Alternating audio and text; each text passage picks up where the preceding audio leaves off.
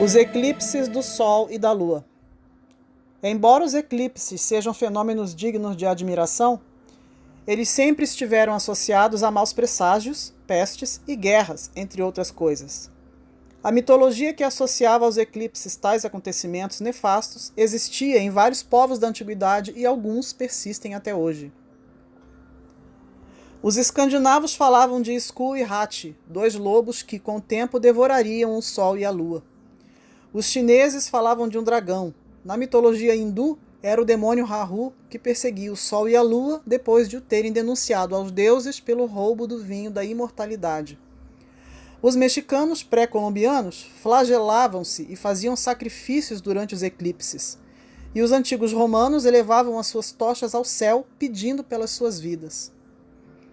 Uma tradição que se prolongou até a Idade Média e que continuou em pequenas comunidades foi a de fazer muito barulho durante os eclipses. O toque dos gongos pelos chineses e os gritos e batidas produzidos por outros povos tinham como objetivo afastar o monstro cosmológico que ameaçava engolir o Sol e a Lua. Além de ser um espetáculo aos olhos, ele despertava o terror absoluto. Nas civilizações antigas e até hoje é momento de forte tensão entre os ocultistas das mais diversas linhas esotéricas. Embora os curiosos acerquem-se dos céus munidos de telas especiais para as devidas observações, nós magistas atentamos para a observação do céu para fins que vão além da matéria. Sendo assim, é preciso, antes de mais nada, entender o que significa eclipse.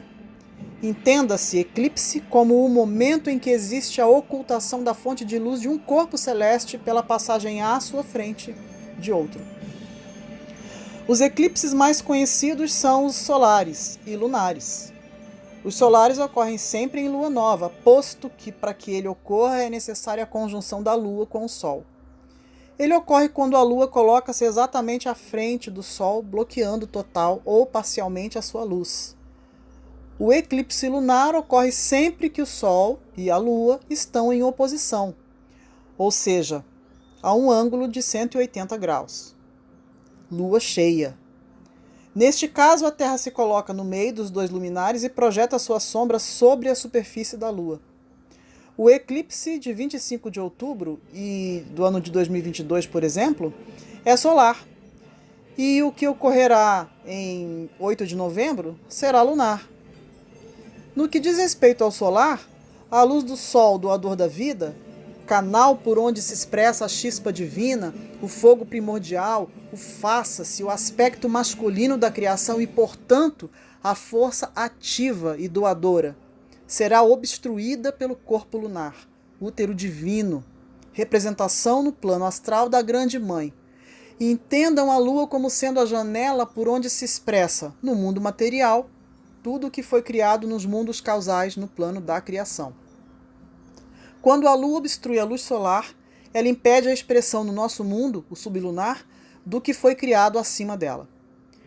Mais precisamente, projeta-se sobre a face da Terra, plano manifesto, a sombra da Lua. De modo mais prático, a luz que revela foi obscurecida, fazendo com que a percepção das coisas como elas realmente são fique bastante prejudicada. Dessa forma, estão sob a influência deste acontecimento coisas que podem expressar-se sob nosso assombro e sobre as quais nos perguntamos como podemos não percebê-las antes. Não é uma fase em que possamos confiar naquilo que pensamos estar vendo. Outra abordagem não menos importante é a de que tudo que não esteja com os alicerces devidamente fortes e que não seja robusto, tenderá a ruir pela ocultação da força vital do Sol.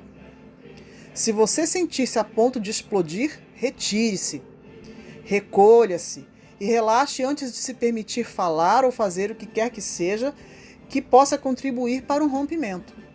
Abuse das práticas de meditação, aromaterapia, limpeza com ervas e trate de fixar seus fundamentos de forma mais profunda, valendo-se do elemento terra para isso. Como a Lua é a expressão das águas primordiais, não convém práticas que envolvam assuntos da água, principalmente os que envolvam emoções.